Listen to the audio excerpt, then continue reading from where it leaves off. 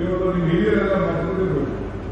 ಈ ಭೂಮಿ ಉಳಿಯೋಗಿ ಭೂಮಿ ಭಾರತ ಸರ್ಕಾರಕ್ಕೆ ಲ್ಯಾಂಡ್ ರಿಫಾರ್ಮ್ಸ್ ಕೊಟ್ಬಿಟ್ಟು, ಬಗಟ್ಟು ಸಾಧನೆ ಮಾಡೋ ಜಮೀನು ಕೊಟ್ಬಿಟ್ಟು, ಸೈಟ್ ಕೊಟ್ಬಿಟ್ಟು, ಮನೆ ಕೊಟ್ಬಿಟ್ಟು, ಪೆನ್ಷನ್ ಕೊಟ್ಬಿಟ್ಟು, ಯಾರು ಕೊಟ್ಟಿದ್ರು? ಇಂಥದ್ದು ಒಂದು ಕಾರ್ಯಕ್ರಮ ಬಿಜೆಪಿ ಧನ್ಯವಾದ ಕೊಟ್ಟಿದ್ರೆ ಯಾವ್ದಾದ್ರು ಒಂದು ಕಾರ್ಯಕ್ರಮ ಈಗ ಯಾವ್ದಾದ್ರು ಒಂದು ಭಾವನೆ ರಾಜಕಾರಣ ಮಾಡ್ತಾ ಇದ್ರೆ ಬಿಜೆಪಿ ಹೊರತು ನಾವು ಬದುಕಿನ ಮೇಲೆ ನಾವು ರಾಜಕಾರಣ ಮಾಡ್ತಾ ಇದ್ದೀವಿ. ಇದು ನಿಮ್ಮ ತಲೆಯಲ್ಲಿ ಇರಬೇಕು.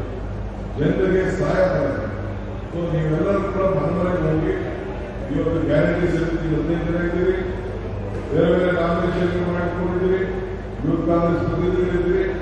ನೀವು ಮನದೇ ಜನರ ಹೃದಯವನ್ನು ಗೆದ್ದುಬಿಟ್ಟು ವಿಶ್ವಾಸವನ್ನು ಗಳಿಸುವಂತ ಕೆಲಸ ಮಾಡಿ.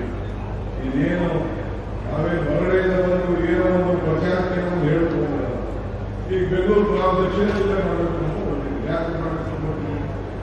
ನಮ್ಮ ಆಸ್ತಿ ಮೌಲ್ಯಗಳಿಂದ ನಮ್ಮಲ್ಲಿ ನಾವು ಬೆಂಗಳೂರು ಹೋಗೋದು ತಪ್ಪಿ ನಮ್ಮಲ್ಲೇ ಉದ್ಯೋಗ ಸೃಷ್ಟಿಯಾಗಬೇಕು. ಇದು ನಮ್ಮ ಜಿಲ್ಲೆ, ನಮ್ಮ ಸ್ವಾಭಿಮಾನ, ನಮ್ಮ ಬದುಕು.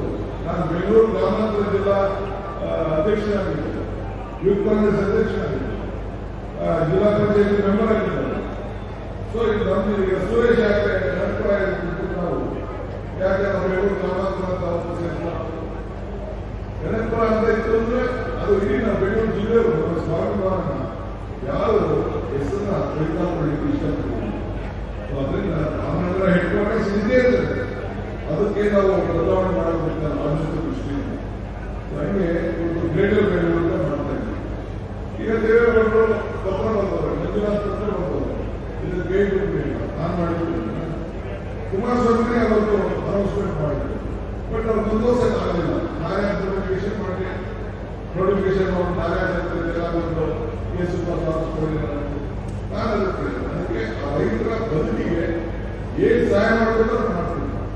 ಅವ್ರ ಆಸ್ತಿ ಮನೆಗೆ ಏನ್ ಕಳ್ಕೊಳ್ತಾರೆ ಅದಕ್ಕೆ 1ಕ್ಕೆ 4ರಷ್ಟುವರೆಗೆ ಹಣ ಯಾವ ರೀತಿ ಸಹಾಯ ಆಗಬೇಕು ಅದಕ್ಕೆ ನಾನು ಕಲಿತಾರೆ.